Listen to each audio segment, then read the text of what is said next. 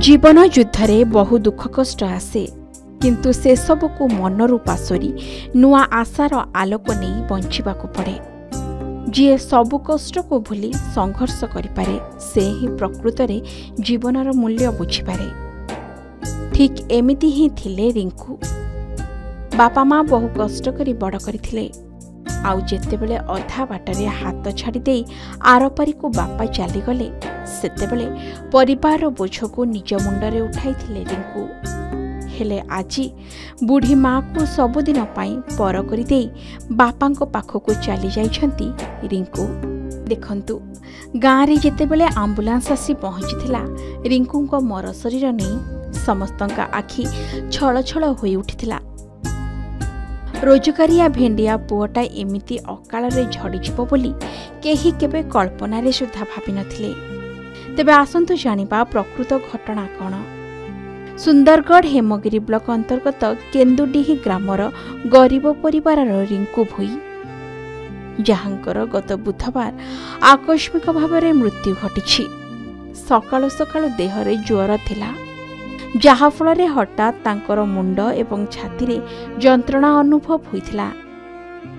तेणु तांकु प्रथमे हेमगिरी डाक्तरखाना एवं परे जिला मुख्य डाक्तरखाना को स्थानांतर कराइथिले परिवार लोके। हेले सेठारे चिकित्साधीन अवस्था तांकर मृत्यु घटिथिला। बापा स्वर्गत प्यारीलाल भोईंकर मोट 8 जन संतानक मध्यरु पंचम संतान थिले रिंकू। 62 वर्षर रोगिणा माँ 4 जन बड़ भाई भौणी थिबा बेले छोट 3 भौणी अछंती तांकर।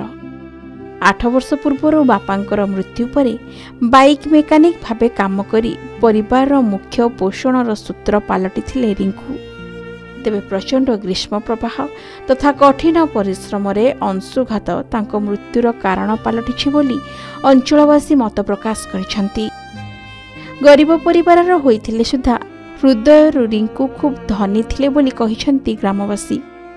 तेबे मृत्यु परे चक्षुदान करी महानतार परिचय देइछंती रिंकू।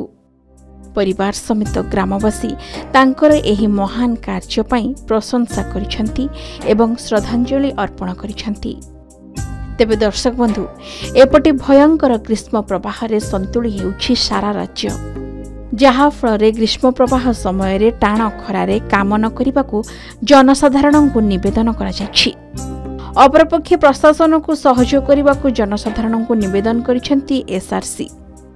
सहयोग न कले कार्यानुष्ठान हेबो बोली चेतावनी दिया जाइछि। सेहिपरि लोकों को सचेतन करिवे सबु जिल्लार प्रशासन। सुंदरगढ़ पप्पू प्रसाद सिंह का रिपोर्ट के न्यूज ओडिशा।